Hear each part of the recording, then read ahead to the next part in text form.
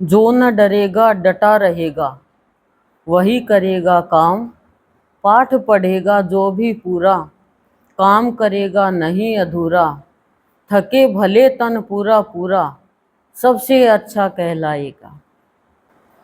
भावयोगी संत के वचन पर जो भी प्राणी आधारित है, वह अपना जीवन अनमोल बना पाता है।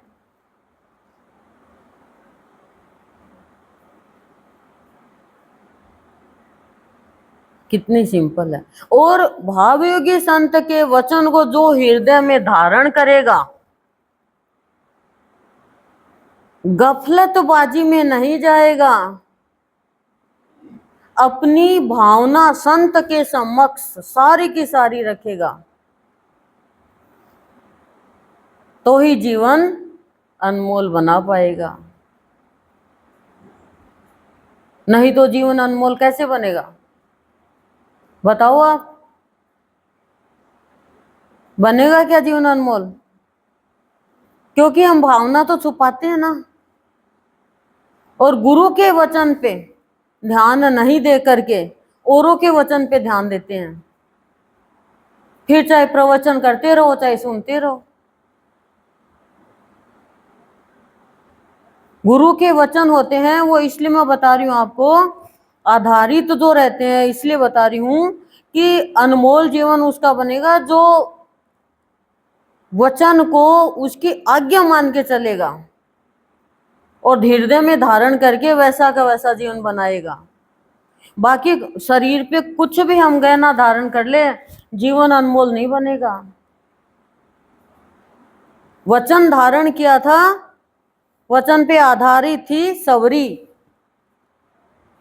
थी कि नहीं? अनमोल बना ना जीवन अपने गुरु के वचन पे, और धारण करके जीवन को अनमोल बना लिया। और राम को जाना पड़ा, नवदा भक्ति देनी पड़ी।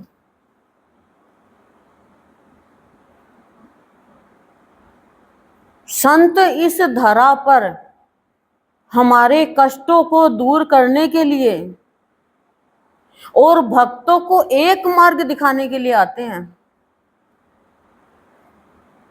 कष्ट सबके दूर कर देते हैं जो आता है उनके, पर मार्ग भक्त को एक दिखाते हैं, वो मार्ग है सत्य का।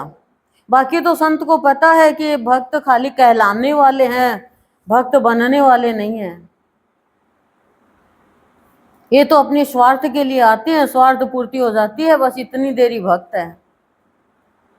लेकिन संत इस धरती पे आते हैं क्योंकि वो किसी को कष्ट में पड़ा हुआ देख ही नहीं सकते। संत का भाव जो है ना, वो एक दीपक के जैसे है जिसमें घृत सदा सदा रहता है,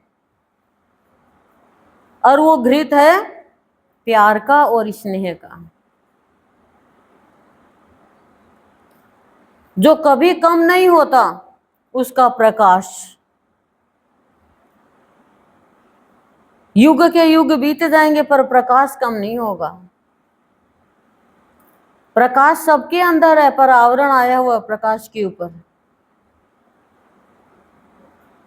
फिर वो प्रकाश कष्ट आने पर, आंधी तूफान आने पर भी बंद नहीं होगा।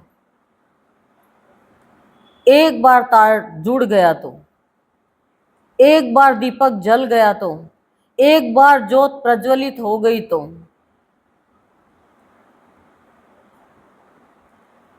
भावयोगी संत हमारे गुरुदेव हमें अपना भाव देते हैं।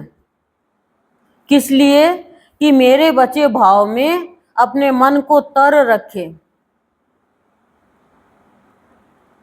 जिससे उसके अंदर भावों की उत्पत्ति होती रहे और उत्पत्ति सहित जीवन यापन करे। नहीं तो अभाव कभी भी आ जाएगा। अभाव आने में टाइम थोड़ी लगता है।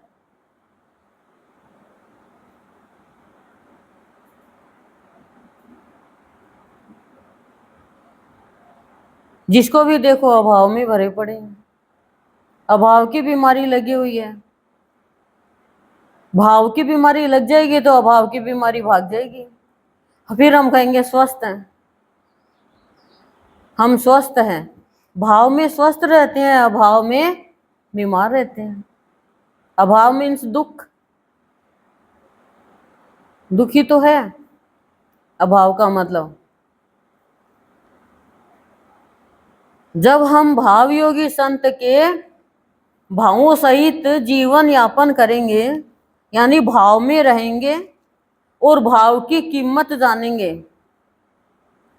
तो हम अपने जीवन को सुख पूर्वक, मतलब भाव में कब आएंगे ये देखो आप, जब गुरुदेव के वचनों के आधार पर जीवन यापन करके गुरुदेव हमें जो भी कर्म और धर्म के बारे में बताते हैं, ध्यान से सुनना, जो भी कर्म और धर्म के बारे में बताते हैं उनके अनुसार हम चलेंगे, उनके बताए अनुसार, उनके नक्शे कदम पर हम जीवन व्यतीत करेंगे, तब हमारा जीवन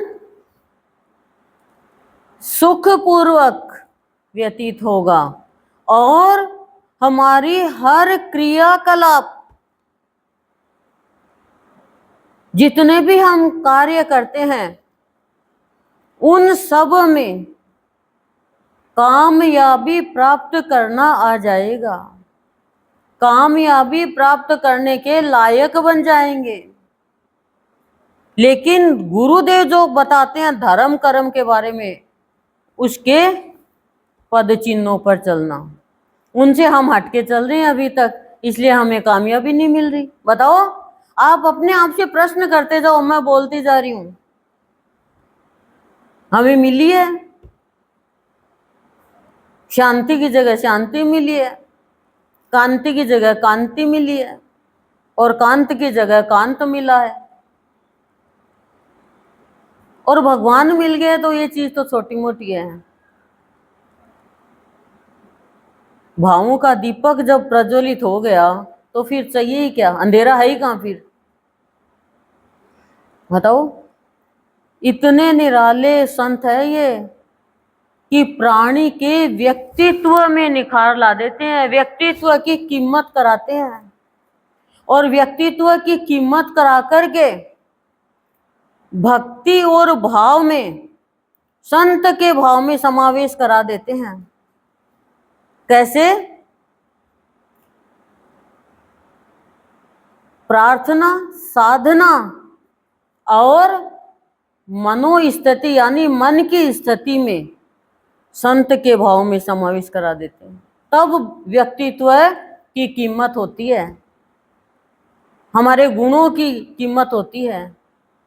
हम अभी प्रार्थना, साधना और मन की स्थिति को तो जान ही नहीं पाए हैं, क्या प्रार्थना क्या साधना है। जिसने जो कहा वही मान लिया और मांग लिया।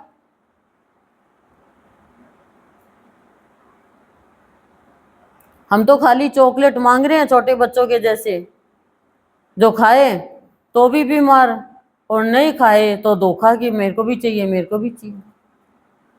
फिर बच्चा बड़ा होके अपनी माँ को कहता है तूने मुझे चॉकलेट क्यों खिलाई, मना कर देती, मैं तो बच्चा था, मैं तो अज्ञानी था, मैं तो अबोध था, लेकिन तू तो माँ थी मेरी, तू तो माँ है, मैं तो जिद कर लूं लेकिन तेरे को देना नहीं चाहिए था। माँ गई, तू रोने लग गया, मैं क्या कहूँ, तुझे तो यही चाहिए, झुंझुनिया चाहिए, चॉकलेट चाहिए, मिठाई चाहिए, पेट में कीड़े पड़ गए, दांत खराब हो गए, बीमार हो गया तू। मतलब उलाहना भी माँ पर ही, पर बच्चे तो चुपके से चोरी करके खा लेता, कोई आंटी से मांग लेता कि मम्मी तो देती नहीं है, दादी से मांग लेता, पैसे देते मामा आते उन पैसों के चुपके से ले आता।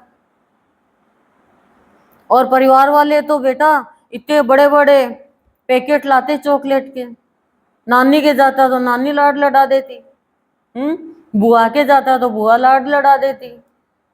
तो तू तो मेरी माँ थी, क्यों खाने दिया।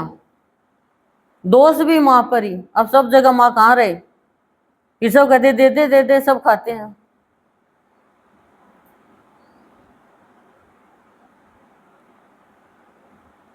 यही तो होता है।